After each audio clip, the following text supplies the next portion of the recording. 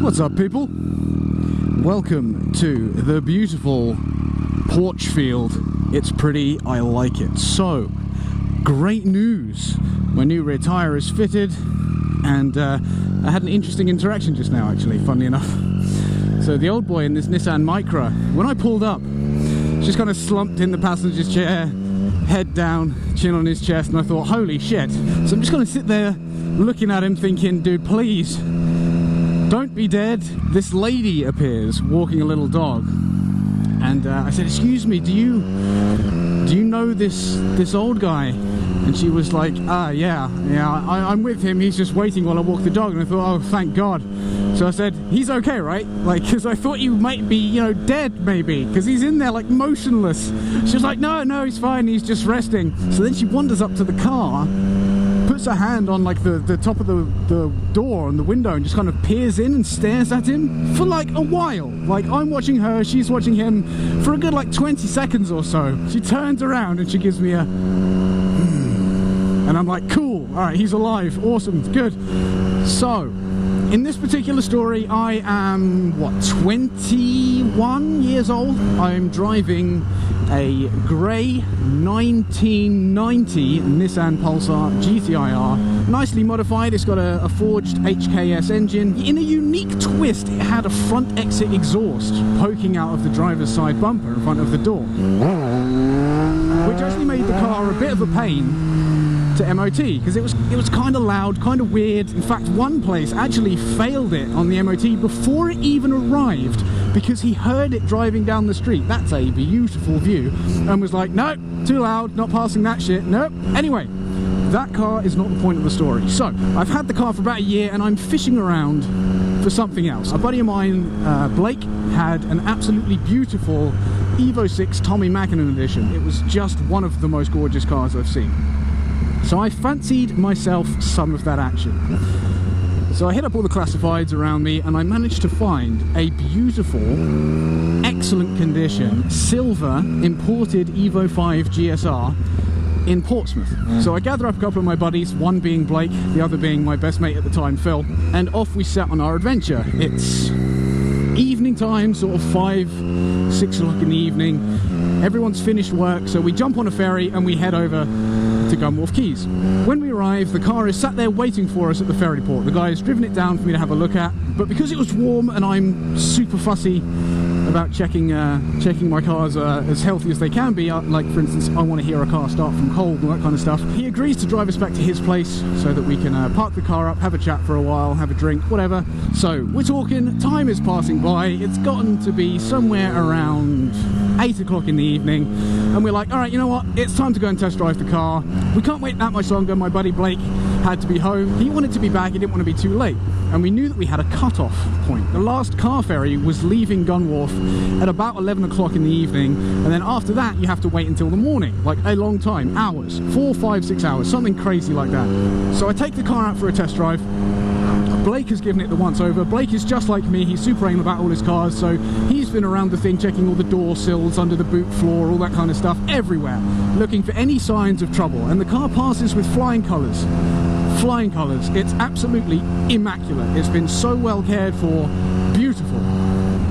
So, we're out on the test drive. Everything is fine. Like, perfectly fine. I'm happy with it. It's gone well. So we head back to his place. It's a done deal. So now, it's sort of 9:30-ish, maybe 10 o'clock. It's gotten quite late. We are ploughing down the motorway at a speed that is not recommended that you do.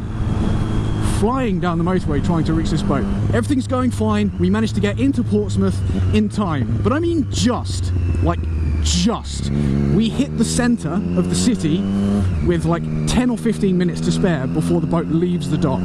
So I'm still giving it some to get there, but much more sedately, because I'm in the middle of a city. I'm not a total cock. As you get closer to the ferry terminal, there's a long straight road which turns into a sweeping left, and then after that left, on the right is the terminal. So you're like 30 seconds away. So I'm going along this straight road when, out of nowhere, boo! Flashing blues and twos behind me, I'm getting pulled over, and I think, fuck it, dude, fuck it. God damn it, we're so close. Shit! So there's a pub on the left-hand side, and I pull in there. Policeman pulls in behind me, does the slow walk thing up to the car. I open down my window. The first thing he says to me is, "Don't see many 11-year-olds driving Evos." Thanks, dude. Well played, I guess. I know. I have a baby face. I look younger than I am. I always have done. I still can't grow a proper beard. I have more hair on my testicles than my chin, which doesn't make me feel good about myself. Anyway, he jumps me out of the car and starts asking me a bunch of questions like you would. Why are you driving so quick? What are you doing? And I said, I'm trying to get the ferry. That's the last ferry that leaves tonight before the next one in the morning, which is several hours away, like 4, 5, 6 hours away. So I'm trying to catch the boat, officer. I apologize. I know I was being a little bit cheeky with my driving. That's why. And he says, right, but is this your car? Because it's coming up on the database as being registered in Portsmouth over there. Why are you going to the island at this time? And I said, I've just bought it, officer. And he goes, really? And I said, yes, really, honestly, yes, I have. So I give him the receipt that I got from the guy that I just bought the car from, and I show him my printout for my my insurance starting that day.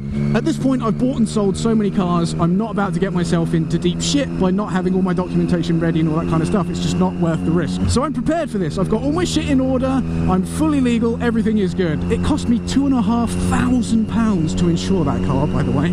Some of you will probably ask. And yes, it was modified. It's running 300 horsepower, 300 foot-pounds of torque. Not heavily modified, obviously, because they roll out at 280 standard, so it just had a straight-through exhaust system, blow-off valve, and a retune. He goes and checks all my information, and now it's getting late, right? It's getting to 11 o'clock. Like, it's like 2 minutes to 11. Blake is like, dude, I can't sit here anymore. I have to go. I need to be home tonight. I can't stay late. So there were 2 officers that stopped us, okay? The one who got out, took my information, and one who was just standing to the side the whole time, just like watching proceedings, I guess. Blake just steps out of the car and starts walking off down the street. And I'm thinking, really? Can that happen? Is this okay? So I'm looking in the passenger side mirror at the policeman stood behind the car, thinking, surely you're going to go after Blake. There's no way you're just going to pull over a car, an Evo 5, at 11 o'clock at night in Portsmouth, full of 3 young people, men, and not assume he's just jumped out because he's got like 10 kilos worth of ecstasy shoved up his colon or something. Like, you're going to get fucked up. Like, he's going to chase after you and tackle you to the ground. Dude doesn't blink an eye. Nothing, absolutely nothing. Just lets Blake walk off. And I think, shit, if it was that easy to get away from the police when something's not going right, that's what I should have done. Just got out of the car and walked off. Sorry, officer, not my problem. Toodles. So Blake has wandered off. And from where we're sat in this pub car park, you can actually see the top of the car ferry when it's docked in Gunwharf. You can see the boat.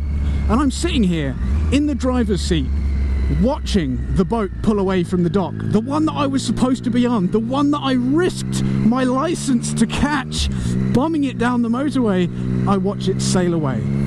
About 5 minutes later, the officer comes back and he's like, yeah, everything seems to be in order, but if I were you, I'd slow down a little. I'm going to let you off this time with a warning. Next time, you won't be so lucky. So I'm like, thank you, officer.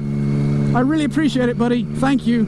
I mean, to be honest, I genuinely did appreciate it. I really did, because he could have been a douche, and he wasn't. He was cool. But god damn it, your timing could not have been worse, sir. It could not have been worse. So the policeman gets back in his car, drives off. My buddy Phil and I drive 30 seconds down the road into the ferry port, which is now totally empty. There's nobody there. The boat is gone. And we had to wait until God knows what time it was in the morning. And I spent my first evening in my brand new Evo 5 GSR trying horribly uncomfortably to sleep in its beautiful Recaro bucket seat, waiting for the next boat at God knows what time in the morning. Awesome. But hey, at least I didn't get booked for my driving, so that's something. This is a beautiful place. Beautiful place, Chiltern Farm. Wow. Look at this. Don't stumble across this every day. I like. Anyway, people, thank you so much for watching. If you enjoyed Storytime with Smo, please do punch the like button. If you disliked it, well, feel free to punch the dislike button. But tell me why you didn't like it. In the meantime, I've been Smo. You guys have been awesome. Thank you so much for watching, and I'll catch you in the next one. Peace.